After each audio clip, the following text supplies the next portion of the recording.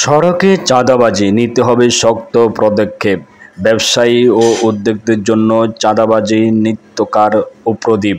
কমবেশি এই অত্যাচার থেকে রেহাই পান না কেউ। পথে পথে ঘাটে ঘাটে চাঁদাবাজির কারণে চক্রবৃদ্ধির হারে বাড়তে থাকে পণ্যমূল্য।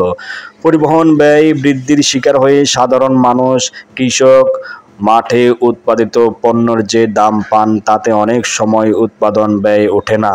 অথচ সাত-ঘাটে চাঁদাবাজির শিকার হয়ে পণ্যটি যখন বাজারে পৌঁছায়, দামের আঁচে গ্রাহকের ক্রয় ক্ষমতা ঝলসে যায়। সড়কে চাঁদাবাজির দূরত্ব দুর্বিষহ পর্যায়ে পৌঁছায়। ঈদুল আজহার আগে কোরবানির পশু পরিবহনের ক্ষেত্রে এদের জুলুম। পরিবহন ব্যয় বৃদ্ধির বোঝাটা চাপে পশুর দামের উপর। এই অপরাধে প্রকাশ্যই চলে আসছে প্রতিকার হচ্ছে।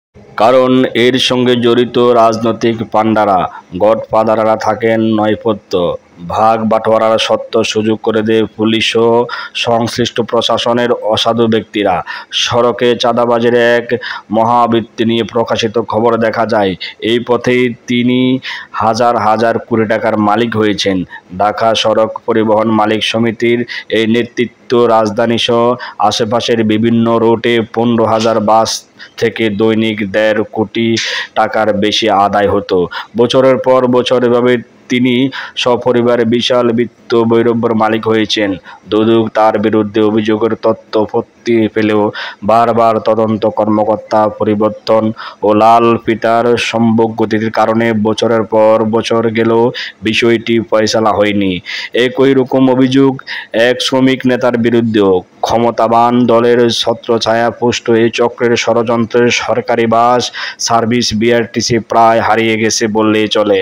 আর দৃষ্টিচক্র ব্যক্তি মালিকানাধীন পরিবহন অযৌক্তিক ভাড়া ধার্য করে প্রতিদিন কোটি যাত্রীর পকেট থেকে চলছে। এইসব যেন দেখার কেউ নেই। ছাত্র জনতার অভ্যুত্থান পরিবর্তে ভিন্ন পথ প্রেক্ষাপটে কদিন চাঁদাবাজি বন্ধ থাকায় পরিবহন ও বাজারে ইতিবাচক প্রভাব পড়েছিল। দেশের সড়কে সংস্কারও এখন সময়ের দাবি। ক্ষমতা পালাবদলে চাঁদাবাজির হাত বদল হয়ে একই দুর্বৃত্তায়ন যেন চলতে না থাকে তা নিশ্চিত করতে হবে আমাদের সবাইকে।